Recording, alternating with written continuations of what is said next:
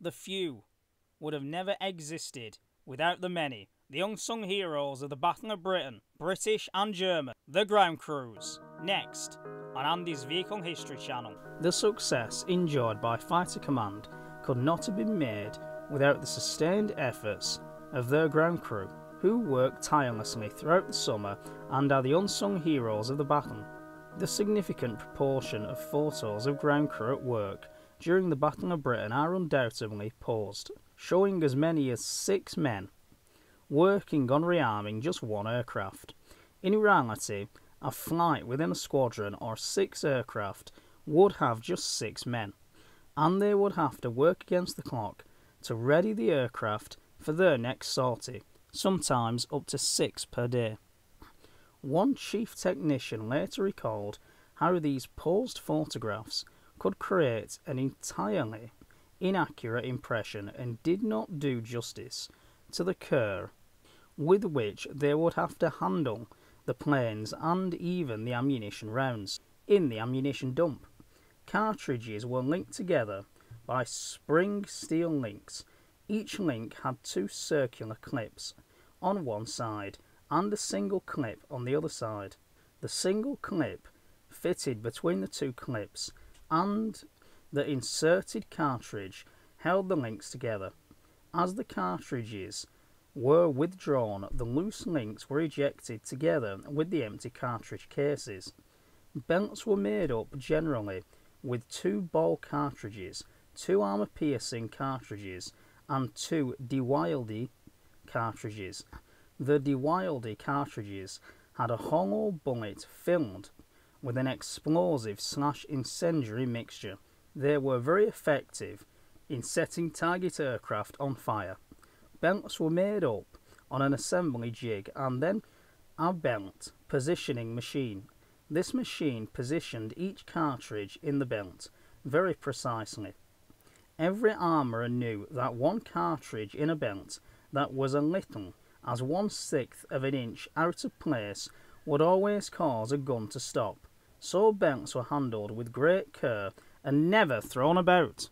Because of course in a Spitfire or a Hurricane there was of course 8 Browning machine guns. I don't know if they were 30 caliber or 50 caliber, but and then you have to think about the actual ammunition themselves, you know, how much ammunition they had, and I believe it was enough for about 30 seconds, so 3-second bursts at a time. And of course, without the ground crews, there would have been no aces of the Battle of Britain, whether that was British or German. And like somebody commented on my community page earlier this week, there is hardly anything about ground crews, even though they are the unsung heroes. And hopefully, Andy, you get this video out and then people can start appreciating the work that they do. But there is accounts by the fighter pilots who have said when Biggin Hill and Kenley were bombed, they said they were so glad that they weren't the ground crews, how they must have suffered down there. And of course how the ground crews suffered anyway, especially the mechanics, how they had to every night keep getting aircraft ready no matter what. How they would survive on maybe 4 hours sleep a night, if that. I mean, extraordinary. And of course 1940 will be forever known as the long hot summer. But it was an amazing job that they did. Hats off to them. And I really wish there was more to read about these gallant ground crews.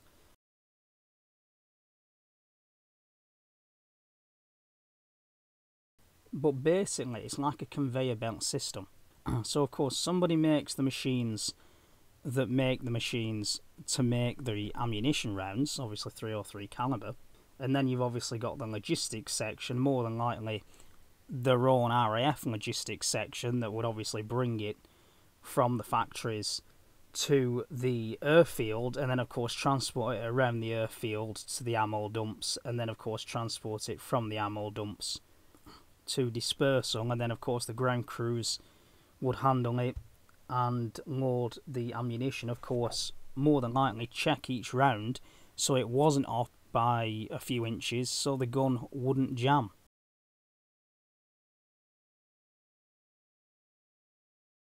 They are the real heroes, and of course so are the truck drivers and factory workers.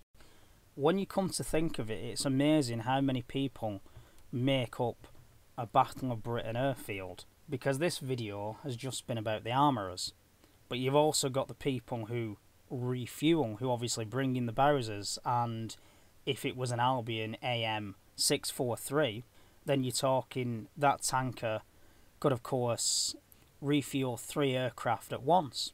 So could a Bedford QL. You've also got the catering staff, you've obviously got the mechanics, you've got the control tower operators, the anti-aircraft gunners, the transport people, so of course the truck drivers, the tractor drivers, the guards at the main gates and all around the airfield. You've also got guards in armoured trucks like the Bedfords. You've also got guards in concrete mobile pillboxes known as Bisons. And you've also got them in the standard Beaverette, which I recently made a video about. It's amazing how many people it takes to operate a fighter command airfield. And when I get the series out, The Real Heroes, sometime this month, I will be covering that aspect.